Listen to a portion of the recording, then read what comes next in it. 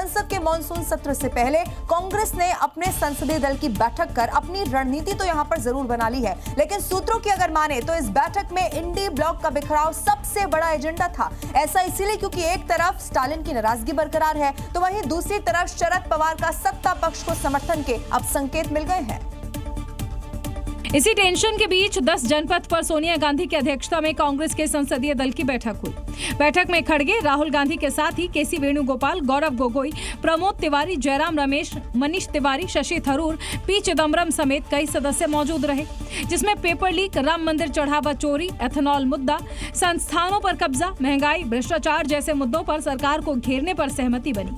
तो डीलिमिटेशन समेत दूसरे विधेयकों ने कांग्रेस की टेंशन बढ़ा दी, क्योंकि शरद पवार ने सत्ता पक्ष को समर्थन देने का संकेत दे दिया।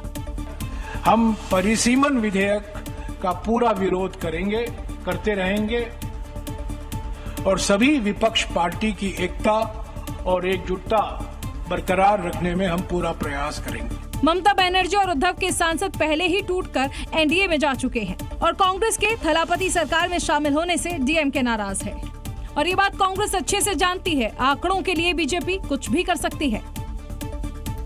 अब क्योंकि परिसीमन विधेयक जैसे ये बिल मोदी सरकार के लिए प्रतिष्ठा की लड़ाई बन गई है, बीते सत्र में जरूरी आंकड़े ना होने से इसका प्रस्ताव गिर गया था, लेकिन अब स्थिति बदलती हुई नजर आ रही है और इंडिया ब्लॉक बिखरता हुआ इसी तरह नजर आ रहा है। चर्चा तो इस बात की है कि मॉनसून सत्र में सरकार परिसीमन बिल के साथ ही महिला आरक्षण बिल, एक देश एक चुनाव और 131वां संविधान संशोधन भी ला सकती है। पिछली बार की अगर बात की जाए तो बजट सत्र में जब 131वां संविधान संशोधन विधेयक आया था तो सत्ता पक्ष को 298 वोट मिले थे, जबकि विधेयक के विरोध में 230 वोट पड़े थे। अब पिछली बार 528 सांसद ही इस वोटिंग में शामिल हुए थे। उस लिहाज से अगर समझा जाए तो जरूरी वोट 352 थे। तब सरकार विधेयक को पास कराने वाले जादुई आंकड़े से 52 वोट इसी तरह पीछे रह गई थी। लेकिन बीते 3 महीनों में आप देखिए हालात पूरी तरह से बदलते हुए नजर आए हैं। मॉनसून सत्र से पहले टीएमसी के 20 बागी सांसद और शिवसेना जो उद्धव गुट था उसके 6 सांसद एनडीए के पाले में आ चुके हैं। तमिलनाडु की अगर बात की जाए तो यहां कांग्रेस के थलापति सरकार में शामिल होने की वजह से स्टालिन नाराज है।